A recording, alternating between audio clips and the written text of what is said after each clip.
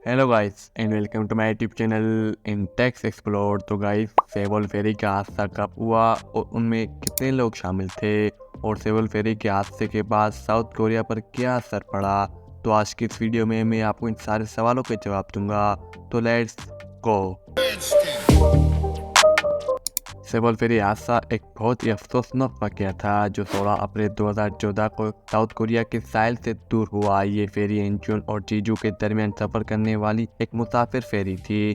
फेरी Japan में बनाई गई थी और बाद में जनूबी कोरिया की कंपनी मेरीन को अख्तियार कर लिया गया। 16 अप्रैल सुबह को सेवल फेरी इंचुन से 476 मुसाफिरों के साथ रवाना हुई, जिनमें से 325 हाई स्कूल के शागिर्द शामिल थे जो कि सोल के एक जिले में वाक़ इंसान के दानून हाई स्कूल के थे। फेरी में 6 क्रू मेंबर भी थे। सफ़र का वक्त तकरीबन 13 घंटे था।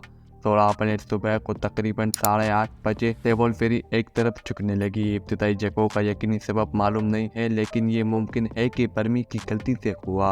क्रू ने जहाज को दुरुस्त करने की कोशिश की, लेकिन ये मसला बढ़ा दिया। करीब 8:52 तक फेरी पूरी तरह आगे को झुक गई और तेजी से डूबने लगी। सेवल फेरी के फटने के बाद रेस्क्यू की कोशिशों को देर का सामना करना पड़ा और गैर मौजूद था।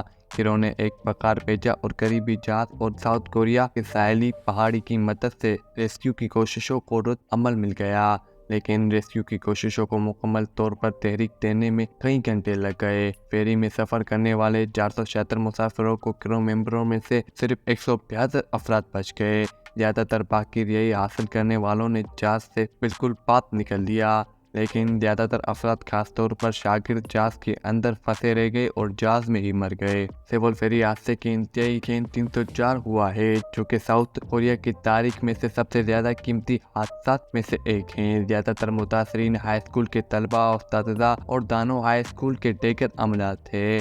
सेवल फेरी हादसे के बाद साउथ कोरिया पर बहुत ज़्यादा तनकीद आई। उनकी गैरत, हुनरमंद होने के लिए हादसा की तोक़ियात से काम लेने का गलत रद्द अमल और मौजूदा तरक्याती पॉलिसियों के बारे में शदीद तनकीद थी। कप्तान और कुछ और मेंबरों भी बाद में गफलत और हादसे के मुतालिक डेकर जमात में मुलजिम करार दिया गया।